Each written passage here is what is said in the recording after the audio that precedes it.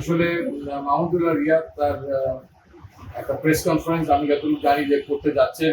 আমার মনে হয় যে তিনি তার মনের কথাগুলা সেখানেই বলবেন এবং সেখানেও আমাদের দেশের অনেক সাংবাদিক ভাইরা ওয়েট করছেন, তারাও অনেক হয়তো তাকে প্রশ্ন করবেন এবং সেই প্রশ্ন থেকে তার মাহমুদুল্লাহ রিয়াদের দীর্ঘ ক্রিকেটের সঙ্গে যাত্রা বিভিন্ন উত্তর অনেক কথা সেখানে থাকবে।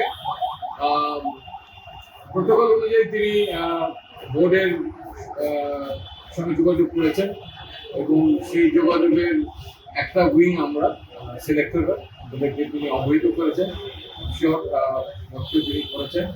তিনি তার কথা ব্যক্ত করেছেন যে ভারতে মাটিতে এই টি-20 সিরিজের মাধ্যমে তিনি তার জমলিকা টেনে আনবেন এই টি-20 সিরিজে, টি-20 ফরম্যাটে বেসিক্যালি। আর তিনি একদিনের ক্রিকেটটা চালিয়ে যাবেন এবং সেটাও কবে থাকবেন সে ব্যাপারে একটা তার আকাঙ্ক্ষার কথা ব্যক্ত করেছেন। সেটা হয়তো তিনি প্রেস মিটে তার মুখ থেকে শোনাটা আমি মনে করি শোভনীয়। জার্নি এখনো চলছে, জার্নিটা কেমন হয়, আরো দুটো ম্যাচ আছে, তারপরে নিশ্চয়ই আমরা এই ব্যাপারে আপনাদের সঙ্গে কথা বলবো। এটা বাবুদুল যেহেতু কিছুক্ষণ পরে বসছেন, আমার মনে হয় এটা তার কাছ থেকে শোনাই ভালো। কাজে এই মুহূর্তে আসলে আপনাদের অনুরোধে কিন্তু আমি এখানে এসে দাঁড়িয়েছি, আমি শুনে যাচ্ছিলাম, তো সব কথা আমি তো বলতে পারবো না। এবং আমাদের সঙ্গে যখনই কিছু কথা হয় অনেক খেলোয়াড়দেরই, সেটা কিন্তু নিতান্তই ব্যক্তিগত আলাপচারিতা থাকে এবং কিছু জিনিস সেই জায়গাটাতেই সীমাবদ্ধ রাখা ভালো। যেটা পাবলিক করা উচিত সেই খেলোয়াড় নিশ্চয়ই যতটুকু আপনাদেরকে বলার ততটুকু তিনি বলবেন, যে তিনি যেটাকে শোভনীয় মনে করবেন, বলার মতো মনে করবেন, যেটা পাবলিককে এগিয়ে বলা উচিত এবং সর্বসাধারণের জানা উচিত।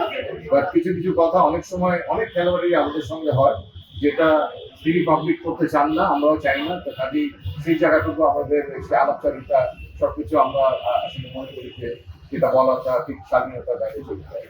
দেখেন, ক্রিকেট খেলার মধ্যে কিন্তু স্ট্র্যাটেজি বলতে একটা কথা আছে। এই স্ট্র্যাটেজি হিসেবে হাতে গোনা কিছু লোকজন থাকেন টিমের মধ্যে, টিমের যারা আমাদের স্টাফ থাকেন, কোচ থাকেন, ক্যাপ্টেন থাকেন, প্রতিপক্ষ শক্তির আলোকে সেগুলোকে সেই স্ট্র্যাটেজিগুলোকে দিয়ে আমরা একটা প্ল্যানিং তৈরি করি। তো ওই প্ল্যানিংটা তৈরি করার মূল উদ্দেশ্য হচ্ছে যে যাতে আমরা প্রতিপক্ষের উপরে মানে সঙ্গে সফল হই।